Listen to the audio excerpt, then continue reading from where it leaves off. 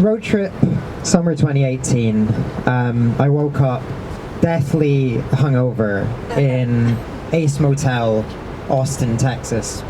According to the online reviews, Ace Motel lacks functioning air conditioning, but it does have a good pancake breakfast, which was a bad, terrible trade.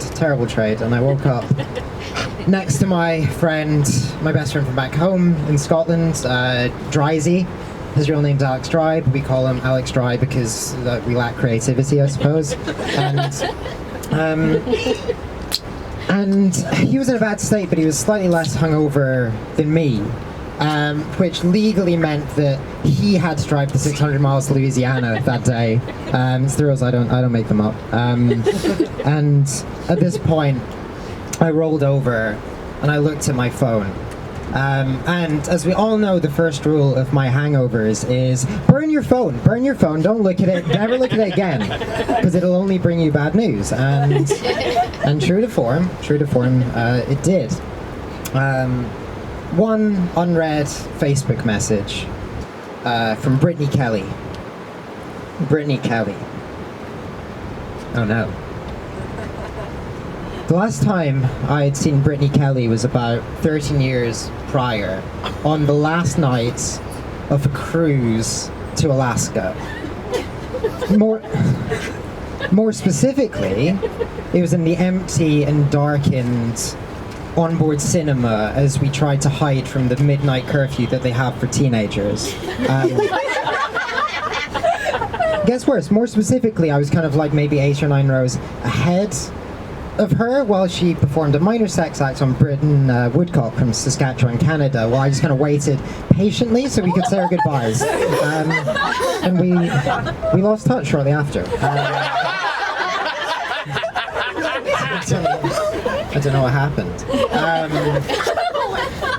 But I always had a soft spot for Brittany. She had this wonderful deep south Louisiana accent, and this was back when America had like cultural attractiveness. I don't know, it was a different time.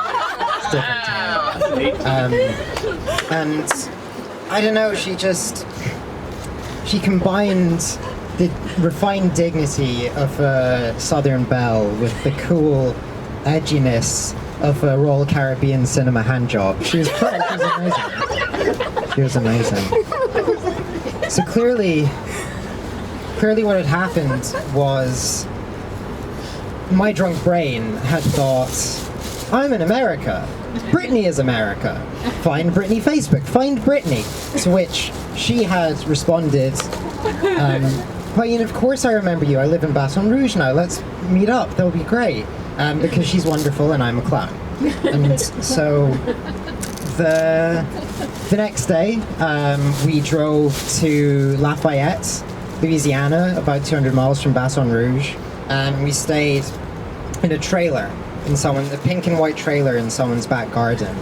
And the homeowner invited us in, and he gave us some alcoholic orange punch, because I never learn.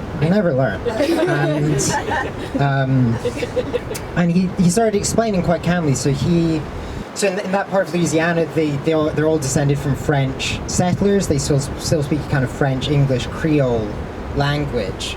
They're called Acadians, and he was in an Acadian one-man band.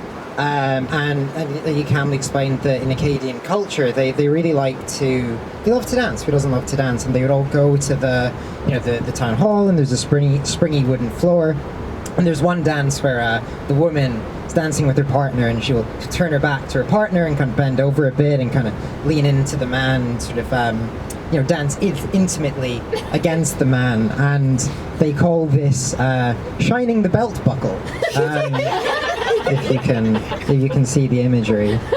So at this point, he starts just pounding this kick drum, and he picks up an accordion, starts playing the accordion, starts playing a harmonica, and just for the next 2 minutes, just uninterrupted sings, "Shine my buckle, girl." Shine my buckle, girl. Shine my buckle, girl. The words still haunt me to this day. And yeah, the road trip was going off the rails. But But the next day, we escaped from the trailer and we went to Baton Rouge. And I wish I had something more interesting to tell you. We met up with Brittany over a happy hour near LSU University.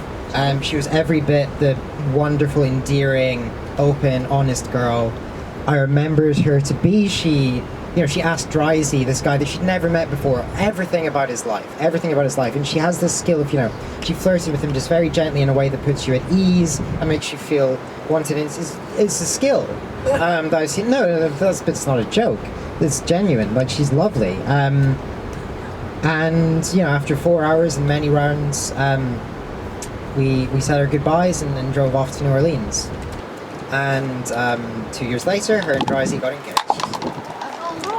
And that's a complete lie, but she did accept us on Instagram. So the door is open. The door is open. No, I deserved that. I deserved it.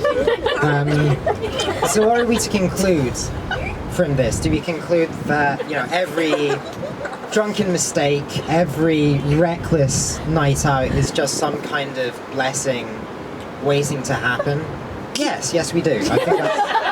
I think that's pretty clear. And as they say in Louisiana, shine my buckle.